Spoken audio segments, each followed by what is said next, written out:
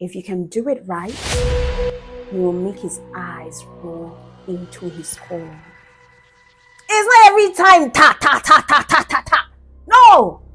Sometimes use your brain and do it as if you're making a kamu, or you're preparing noodles. You see how you take time to put your condiments, to put your vegetables. You're measuring it. You're measuring this. You're measuring that. You're stirring. You're covering. You're opening. Bring that.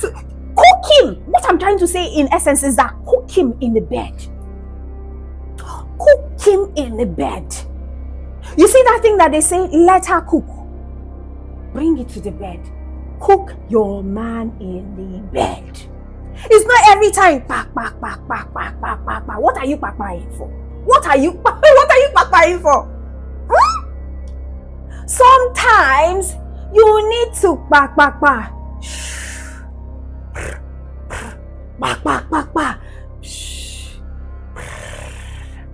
You do what you please with his body, which apparently is yours.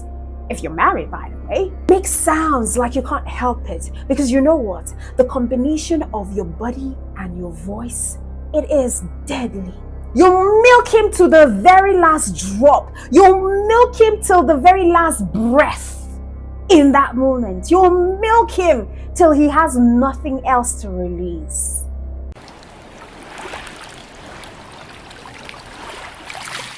Hey guys, welcome to my channel. My name is Jane Lawrence and I come with a lot of juicy content. On today's episode, I am going to teach you ladies something. I'm going to teach you how to milk your man. If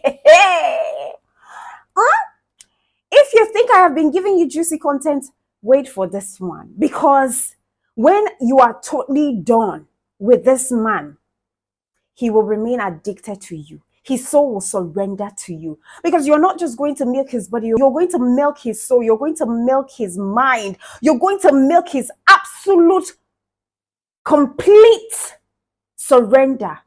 So much so that after you're done, he'll be so addicted to you. And this isn't about tricks. It's not about, manipulation. It's not about faking it. It's about allowing a man let go in a bedroom.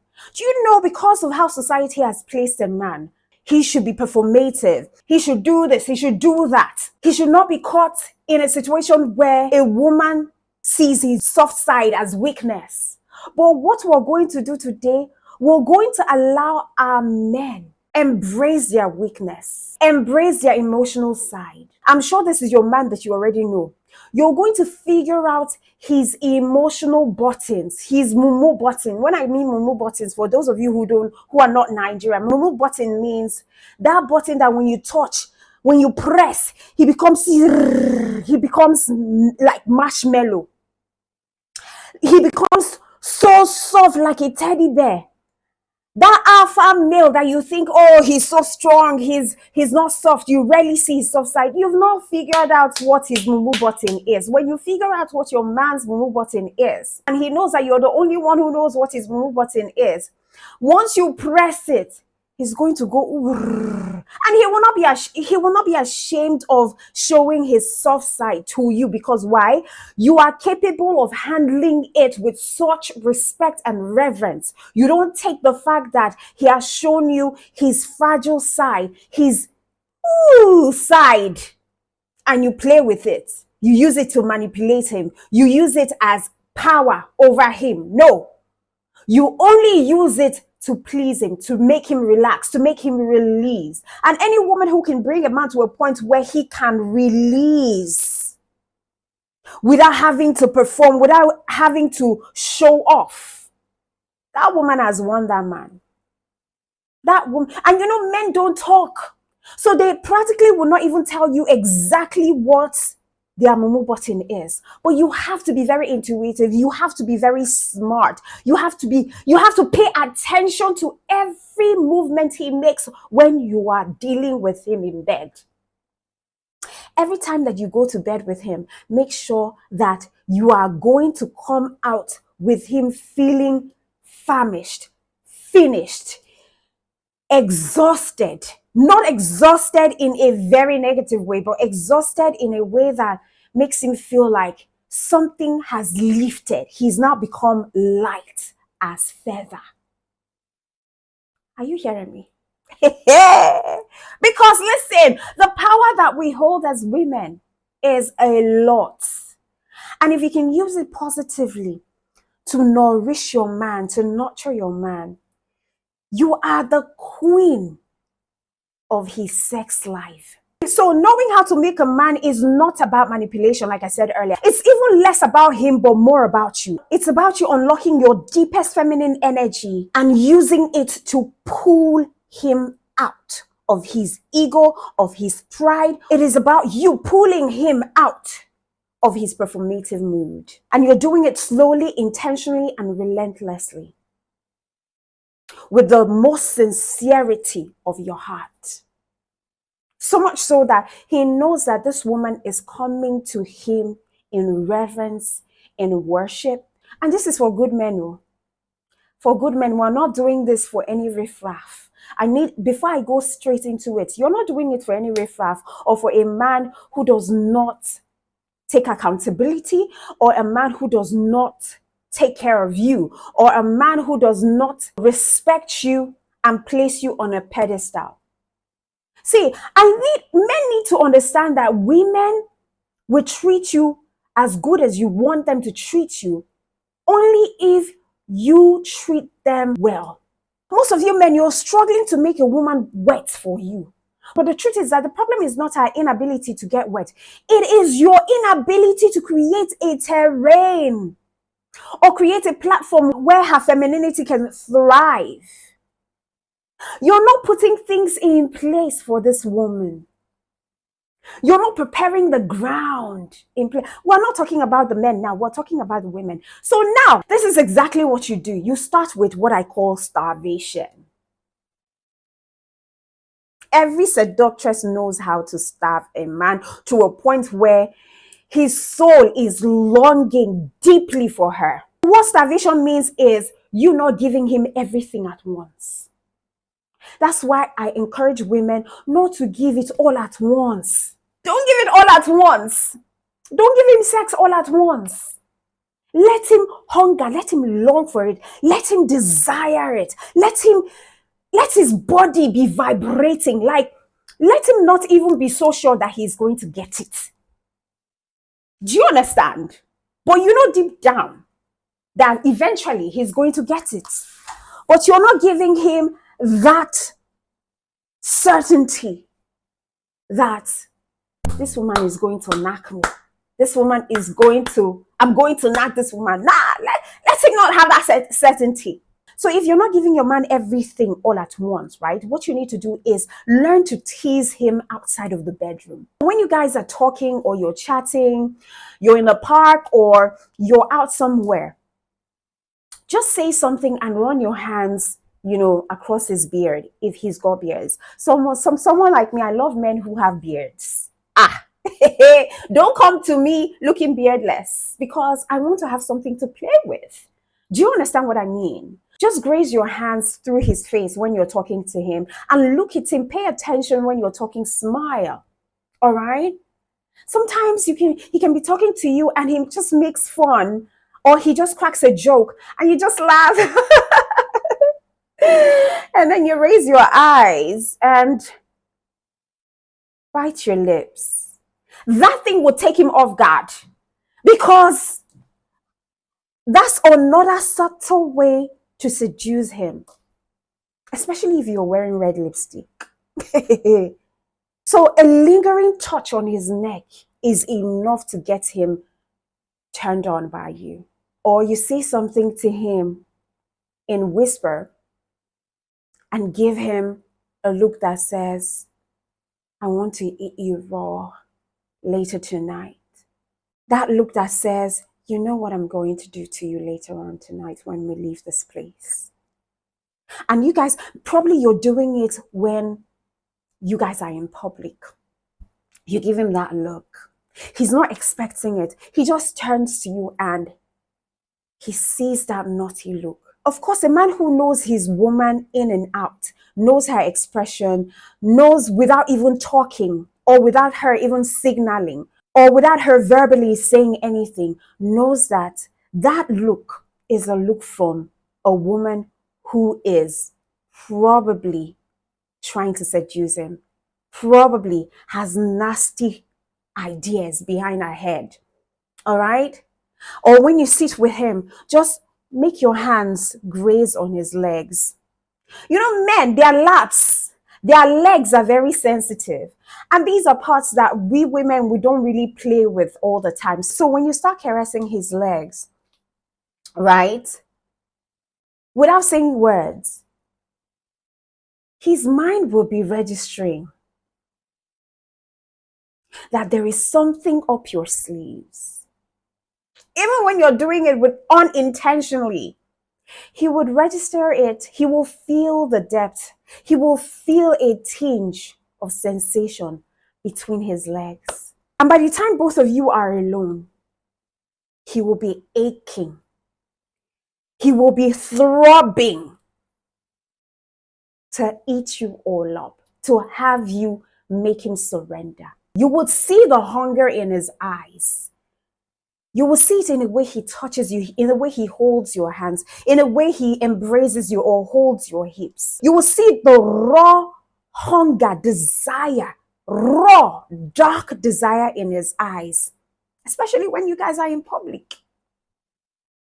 And that hunger is all you need, is all the ingredient you need to set the mood on fire, to set his mind on fire and scatter him. He doesn't know what you're planning for him, but what you're planning for him will milk his soul out. So much so that when he releases, he's not just releasing fluid, but he's releasing the tension, the build-up tension from work, from dealing with business, from providing, from hustling. He's releasing it. It's very imperative that you learn how to starve your man first. Learn how to starve him. During the day, set the mood. If he's not close by, send him messages. Give him subtle innuendos. All right? Send him pictures. Not nude pictures now, except he's your husband. All right? Even husbands say, why are you sending nude pictures? Because you never know what can happen in the future. We're not praying for anything bad to happen, but don't be sending nude pictures. Even if he might not use it against you in the future, somebody can steal his phone and see your nude and post it up there or use it to blackmail you. So we're not doing nudes. We're not sending nudes. All right? But send him pictures of your thighs or something, or pictures of you in sexy lingerie. See, in 2026, ladies, I would urge you to do this. Even if you're single, go and work on your lingerie. Even if you don't have a man, go and find lingerie to buy. Buy them, wear them, and practice walking in them seductively in the mirror for yourself. Okay? For yourself. It's not a bad thing. Because you know already, it's like we're singing this as a broken record. You can't afford to be so comfortable with your man that you wear any type of lingerie or you even walk naked all the time. I do not advise that you get so comfortable where you leave your boobs hanging or you walk naked all the time. So 24/7 in a week, 7 days a week, he has seen you naked all the time. No.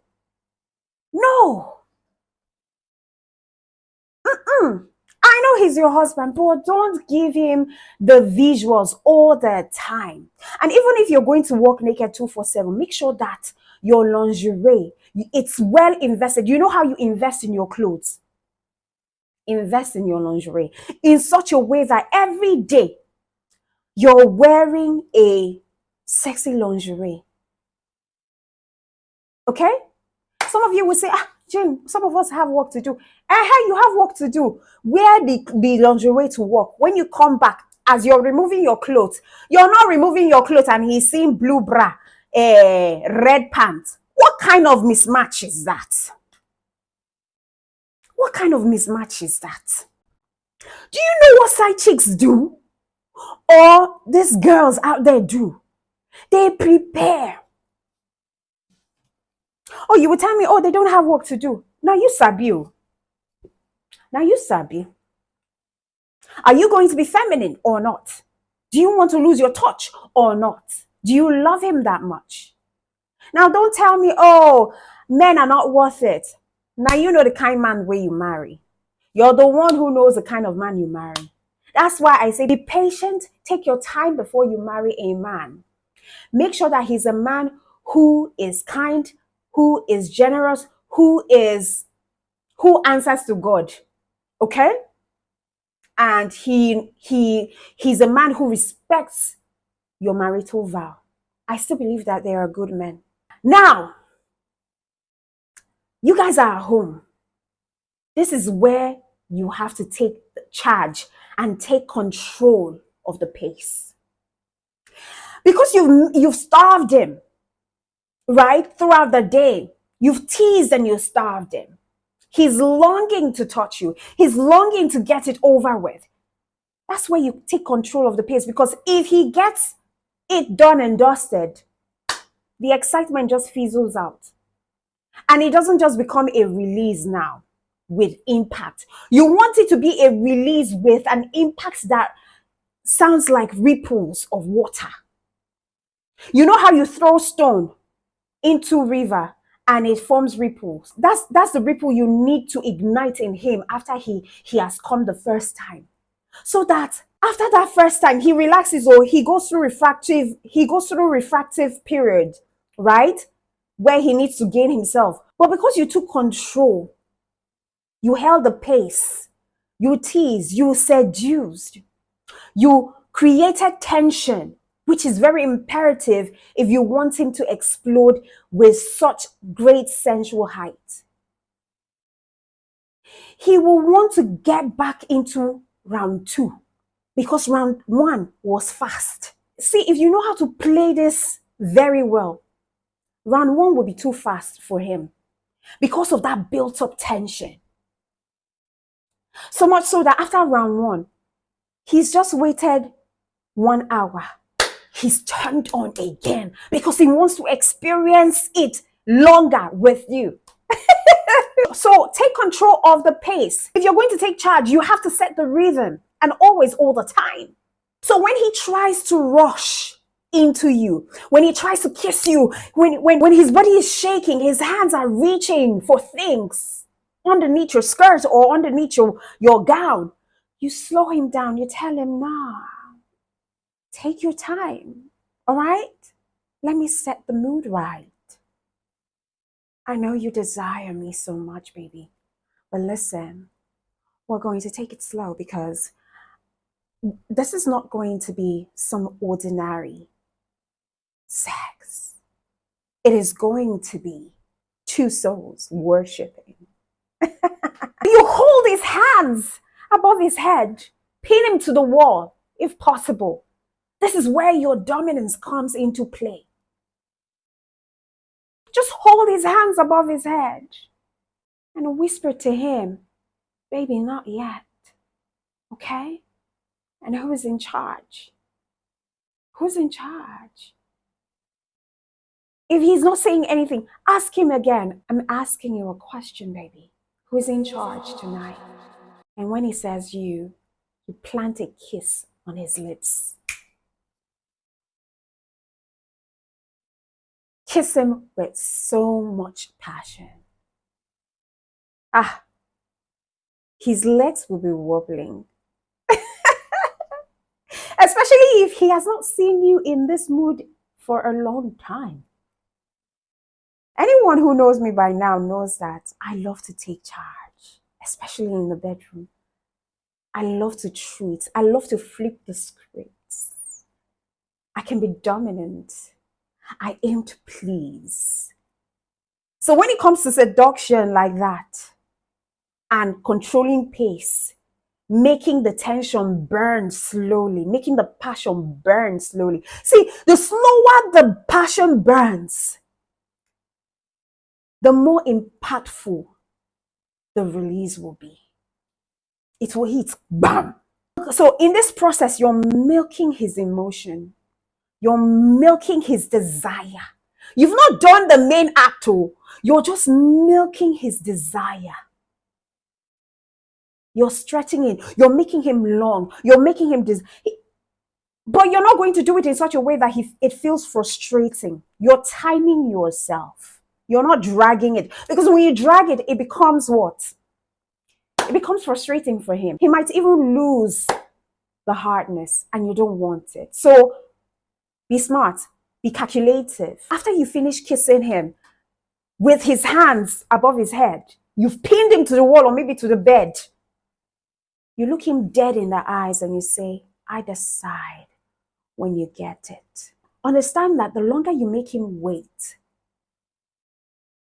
the more you build pressure, the more you build intense pressure and deep desire, so much so that it becomes dark, it becomes lustful. When you know that he's longing, like he's reaching out for you with a groan in his mouth, like you know how he's desiring you so much and he just lets out a groan, like he just lets out a groan, and you know it's a groan of, God, I want it now. If not, my head is going to explode.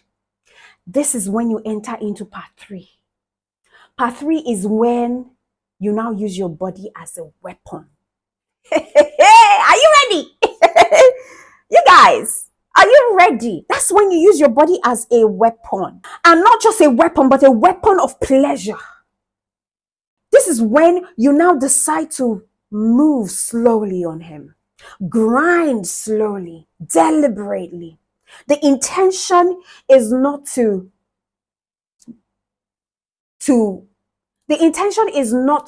give him quick release or quick pleasure. The intention is to make him feel every of your movement, feel every of your warmth. He needs to feel every sensation that you're trying to conjure. This is when you now start to grind in circles that deliberately tortures him. You grind in circles that drives him insane. And then you rise up from him. And then you rise up just enough for him to feel the loss of you in that short span of time. And then you sit back in deeper so that he feels the warmth of you and the acceptance of you, or the reception of you. So what you're doing is you're creating contrast for him. You contrast him in such a way that you grind, you tighten, you loosen, you release, you go back again, you tighten, you release. You can do this with your juicy pot, okay? Or you could do it with, I shouldn't spell it all out for you, girl. So you tighten, you release, you loosen, you grind, like you're pulling him in with every pulse. That's a physical milk. If you can do it right, you will make his eyes roll into his core. It's not every time ta ta ta ta ta ta ta. No. Sometimes use your brain and do it as if you're making a akamu, or you're preparing noodles. You see how you take time to put your condiments, to put your vegetables. You're measuring it. You're measuring this. You're measuring that. You're stirring. You're covering. You're opening. Bring that. Cook him. What I'm trying to say in essence is that cook him in the bed. Cook him in the bed. You see that thing that they say, let her cook. Bring it to the bed. Cook your man in the bed. It's not every time. What are you pakpaing for? What are you pakpaing for? Sometimes you need to pak.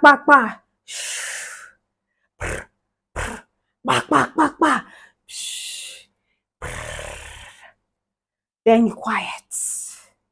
Then you go back in. Cha cha cha cha cha cha. Then you go. You quiet some more. Let him wonder what is our next move. This guy, you're breaking my head. Oh, wound me. You're busting my brain. What is? Stop now. Finish it. What are you doing? You baby girl, you're setting my mind on fire. Finish it. Stop delaying. But no. And this is especially good when he has done something really nice or when he has dropped something in your account that makes boom.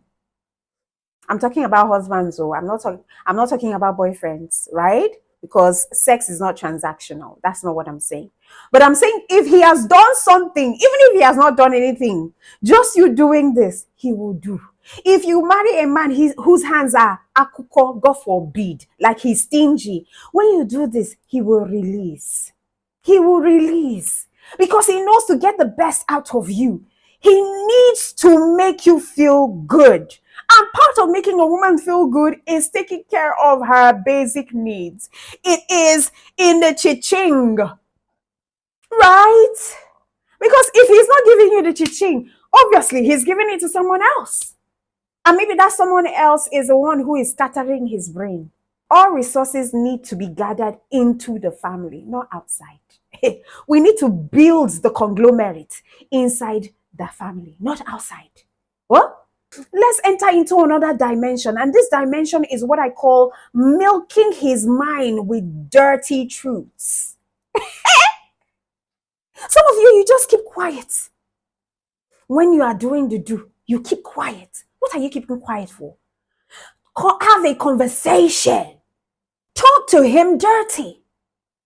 And I'm not talking about fake talks that you hear from adult movies. No. Talk raw.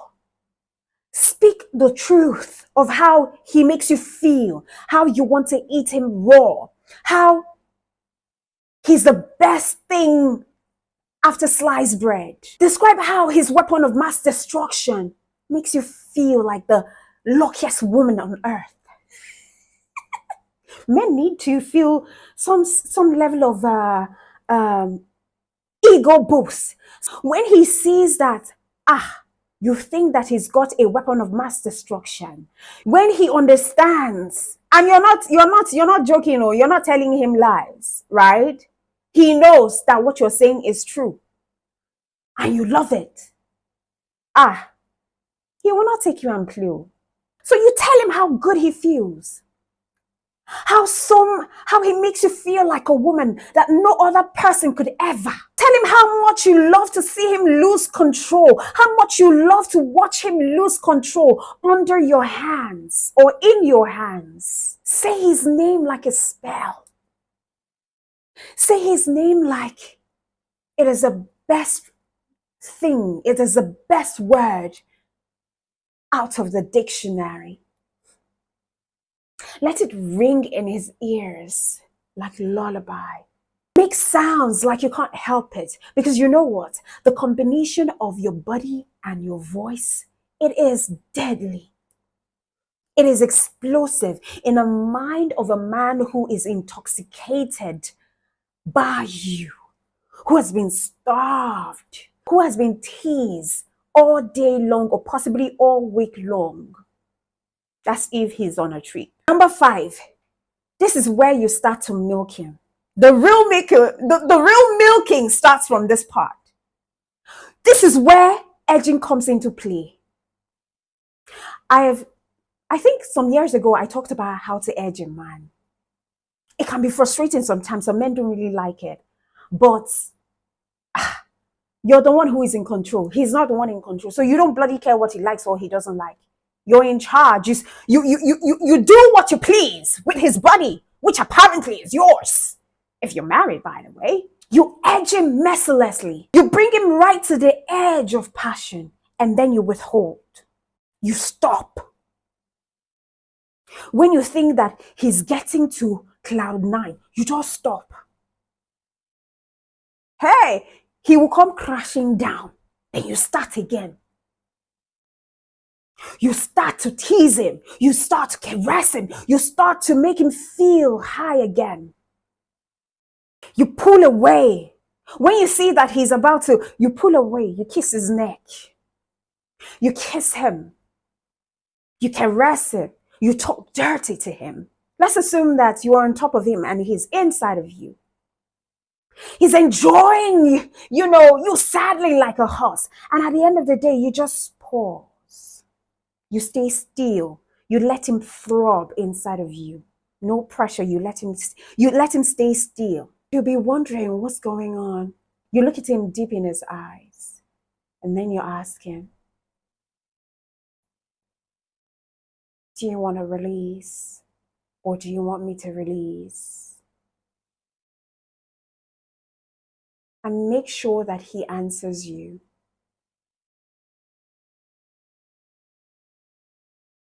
If he doesn't answer you, you stay still. Interlocked. Interlocked. But I'm sure he's going to answer you. Make him say yes. Make him beg for you to continue. Then you give him just enough to keep him desperate. Okay? You keep him desperate for more. Let his mind be running helter-skelter. Like, okay, she's moving now. Is she going to stop? I want to release. You stop. That's what edging is in the simplest form. Okay? And when he's desperate for more moves from you, and you're just still, he's there. You can see raw desires in his eyes. But you're not shifting ground. You're not shifting power. You're in your power. You're not giving power. You're in your power with him. That's when you do number 6, which is you lock eyes with him and you own his soul. Eye contact. Remember we talked about eye contact. The eyes are the windows to a soul. You lock eyes with him. And then you speak into his soul. The man, you speak and you call onto the man that you think he is.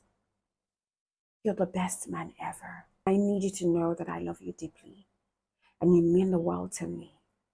You're not ordinary. You're not casual to me. You speak words into him. Because this is not ordinary sex. This is worshiping. This is building. This is you. This is the kind of sex that builds a man, makes him feel loved, cherished, adored, worshipped. And trust me, when you take a good man to that point in his sex life, he will not joke with you. He will not do.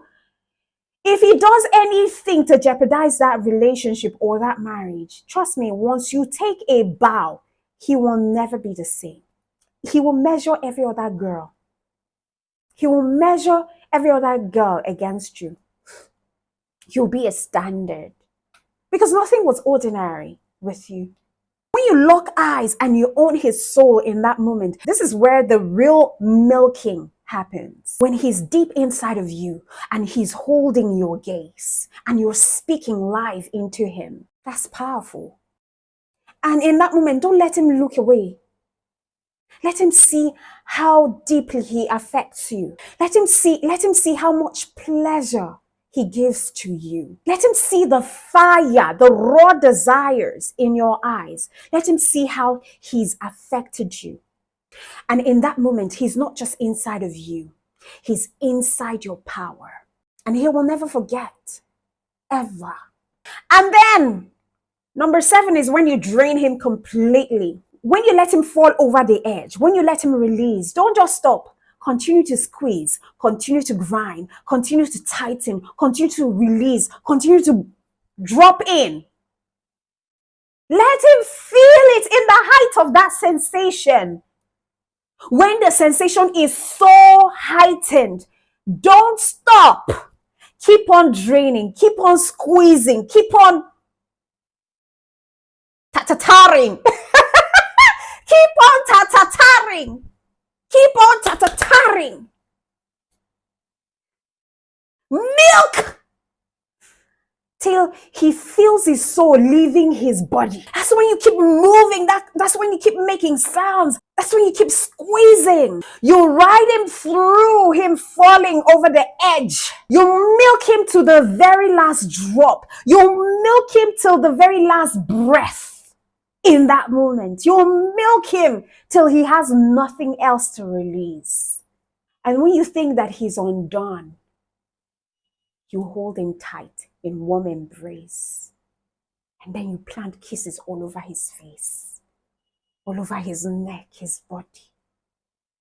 When he's breathing, he's lost of, he's trying to catch his breath. His heart is beating, his chest is rising. Bukum, bukum, bukum. That's how you milk a man. And number 8, this is where the milking culminates. And it's what I call the aftercare.